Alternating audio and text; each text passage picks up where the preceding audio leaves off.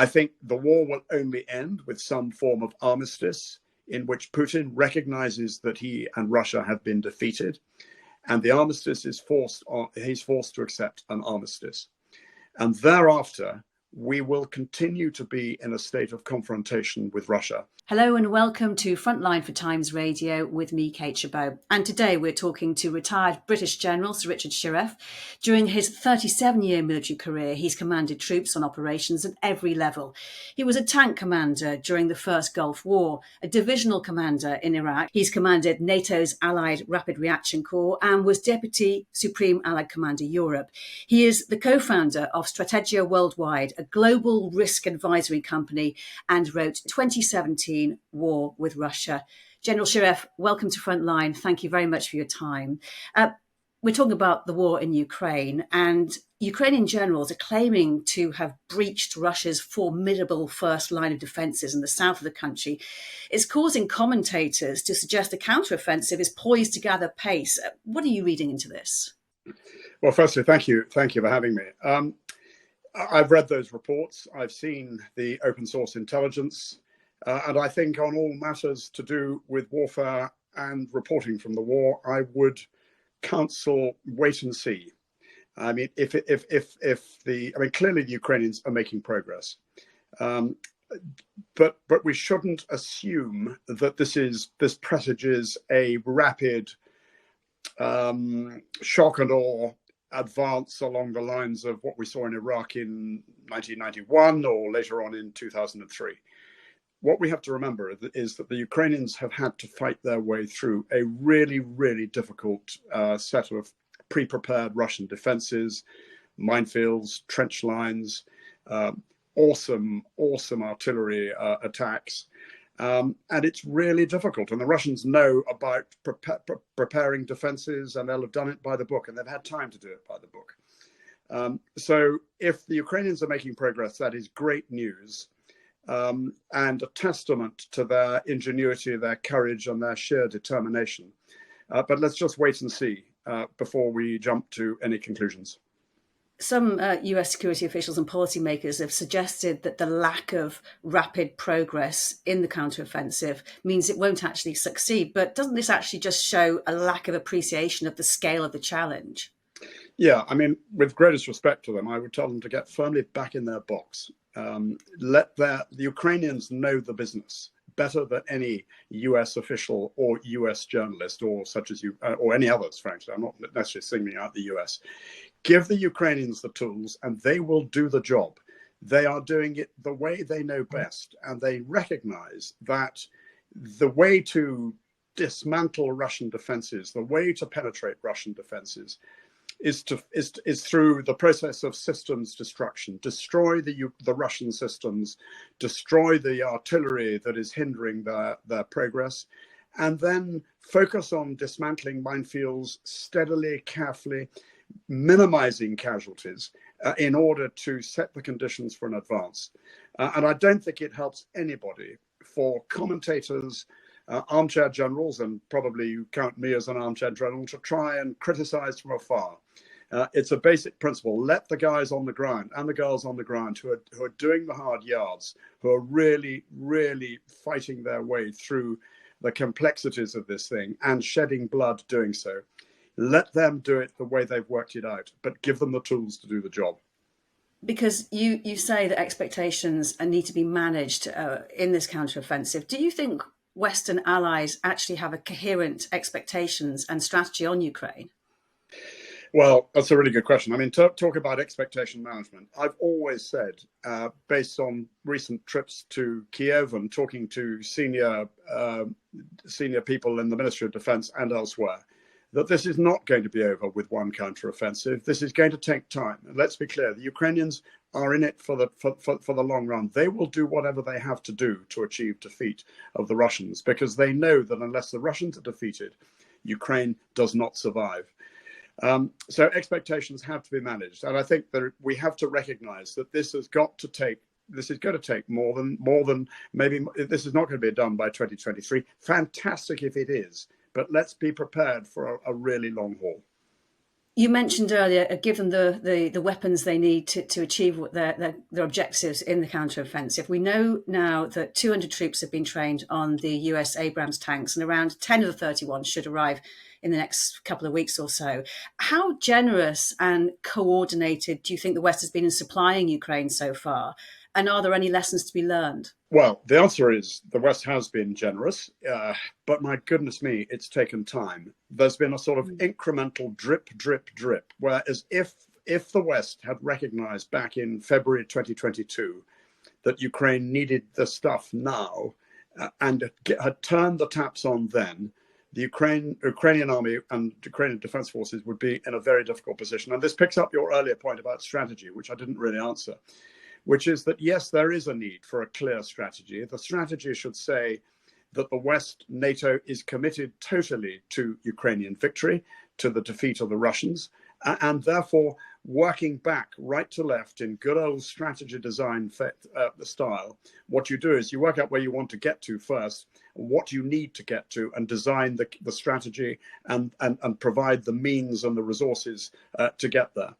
To me, it's been very incremental, and it's been rather sort of, it's been drip feed rather than concentrating capability where it's needed. And why is that?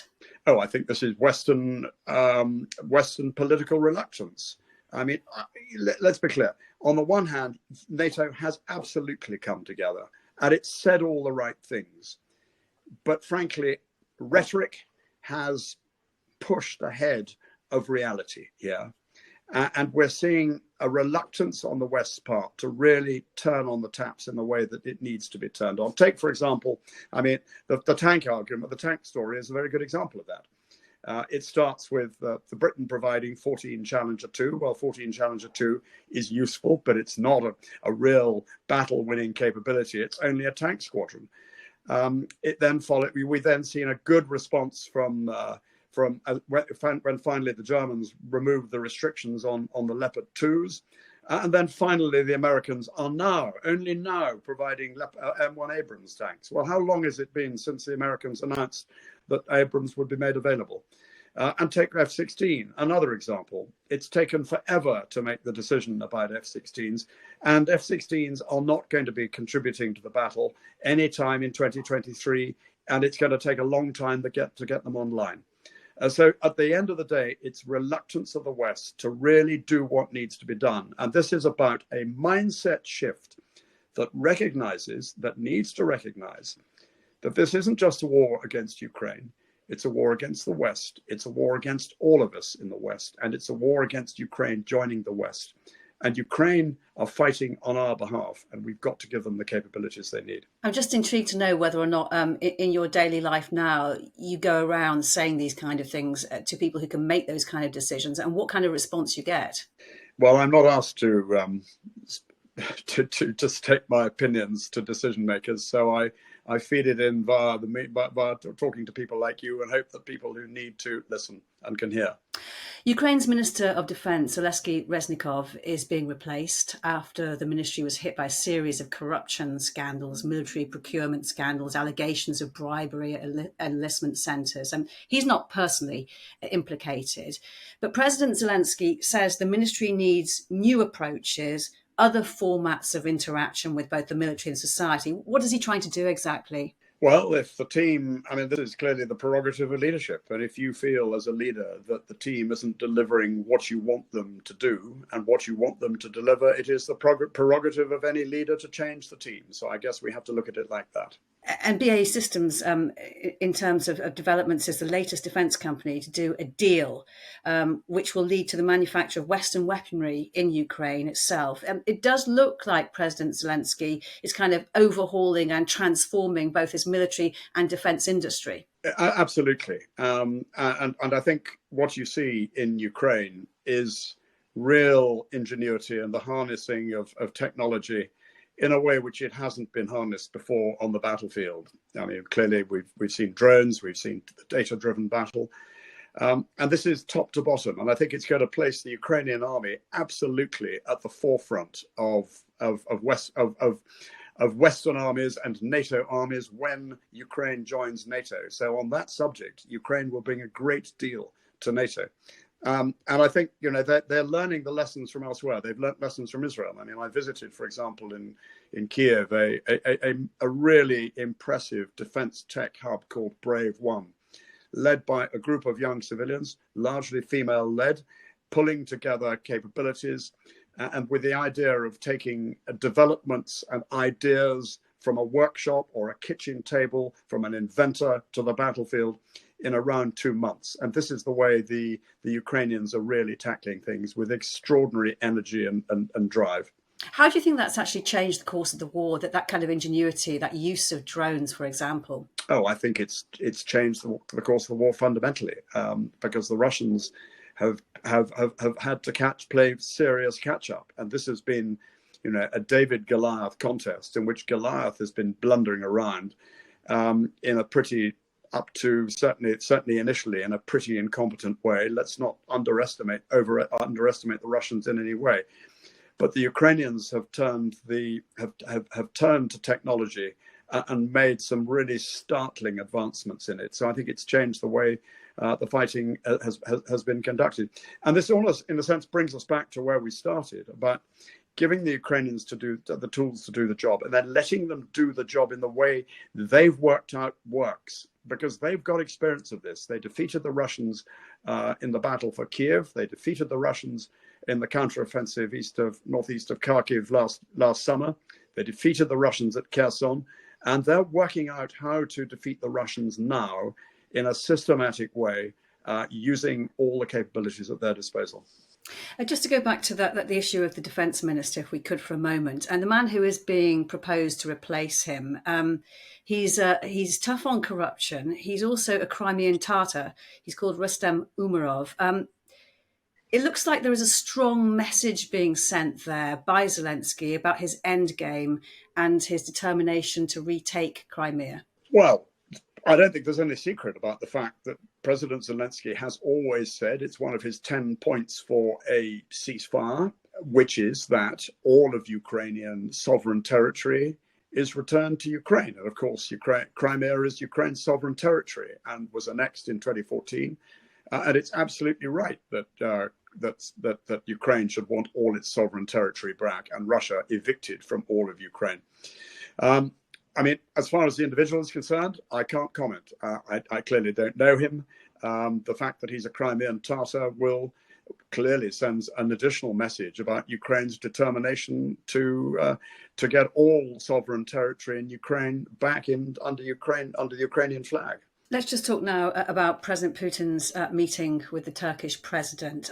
There was a sustained 3.5-hour drone attack on the port of Izmail on the Danube before that meeting, the crucial alternative route where the grain has to go since the grain deal has been suspended. Putin has been quoted as saying that he's open to negotiations on that deal. What do you think might persuade Russia to renege on that and to re-enter the deal? Well, I think military success for Ukraine. At the end of the day, I mean, I don't think you can accept anything Putin says with any degree of seriousness, and anything Putin does is designed to be in Russia's interest. So the only way to get Putin to back off, frankly, is to use military means and to use force and to force him to back off. So there will only be a deal if I think it is forced on Putin. And Ukraine has claimed that those drones that targeted that port, that some of it had actually ended up in Romania, had landed in Romania, a NATO country. Bucharest is denying this categorically. We don't know the truth, but it shows how easily the war could spill over the borders of Ukraine, doesn't it? It absolutely does. And this goes to another point that I've been saying for some time, which is the importance of NATO being prepared for the worst case. And again, that requires a mindset shift. And it's the same point I made about this being a war against NATO, a war against the West. And so when you're faced with this threat, NATO has got to be prepared to defend itself in any way it needs to defend itself. And to remember, of course, that fundamental principle of Article 5, an attack on one is an attack on all. Yes, NATO has taken measures, but I see no real effort in this country, for example, to recognize that we might find ourselves in a war with Russia if a NATO country gets attacked. And that requires a fundamentally different approach to our own military capability. And our military capability has been run down and down and down. Much of our capability has been given to the Ukrainians, quite rightly, with little credible replacement put in there to meet the needs if we have to, if the worst happens. So are you basically saying a fundamental, huge increase in defence spending? Yes, I am, because I can't see how, on the current level of defence spending, all the gaps and problems and shortfalls in our defences can be addressed. I would also say there's got to be some serious effort in the Ministry of Defence to put right all the frankly unacceptable sagas of equipment procurement failures. I'm thinking of Ajax, for example, the so-called medium tank, which seems to me to have been procured for yesterday's war rather than tomorrow's war, and is taking forever to come in, and has been a procurement disaster. So, I think the MOD's got to get itself sorted out as well. But equally, this requires political leadership, and we've yet to see that political leadership. There's a lot of work then in the in-tray of the new Defence Secretary for the UK, Grant Shapps. He's been announced as a person replacing Ben Wallace. Do you think he'll make any difference to Ukraine? Well, he has said that he will continue to support the effort to support the Ukrainians, which is good. But what I'd like to see is him making a difference to UK defence and to lead a fundamental shift in UK defence that puts our armed forces in a position where, if we have to go to war to defend a NATO nation, they're ready to do so. And we're a long way short of that. He has no military experience himself. His predecessor had it in swathes. And although few defence secretaries do have military experience, there is a war raging in Europe. I don't actually think that matters, frankly. I think the key thing is, I think back to one of our most successful defence secretaries in the war, since the war, certainly since Dennis Healey, which was Lord Robertson. Now, he didn't have any military experience, but he understood defence. He'd thought about it. He listened. He read widely, and he had a brain. And he was able to listen to arguments. And the arguments, of course, come from the military specialists in the Ministry of Defence, the Chief of Defence Staff, and the heads of the three services, to provide that military advice.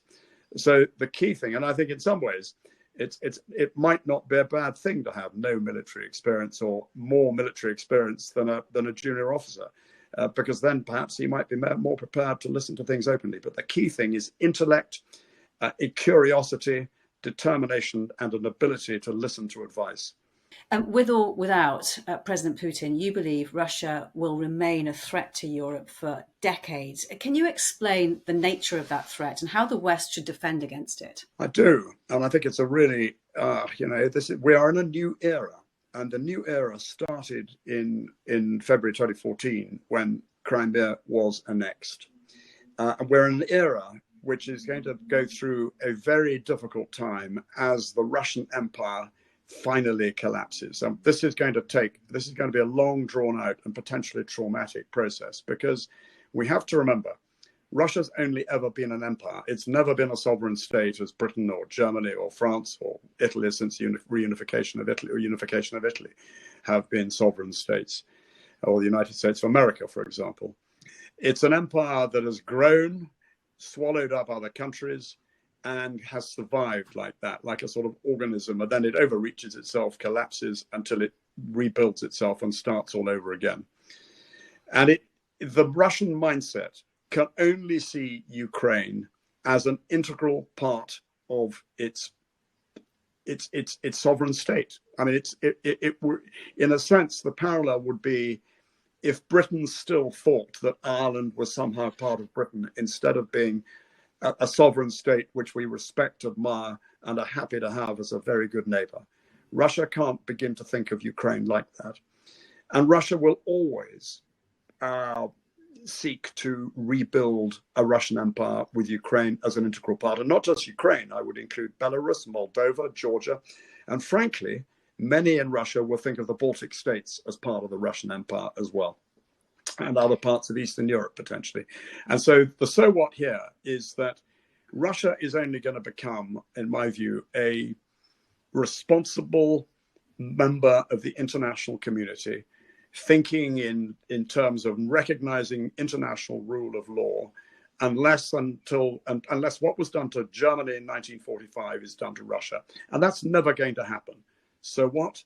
Deduction. We have to be prepared to protect ourselves and protect our friends and allies against a resurgent Russia. And that means that NATO has got to be the bastion, and this means fighting a new Cold War in a way to prevent a third world war. So when you describe the threat as you have, it's obvious that you must think that this war must end with Ukraine regaining all of its territory.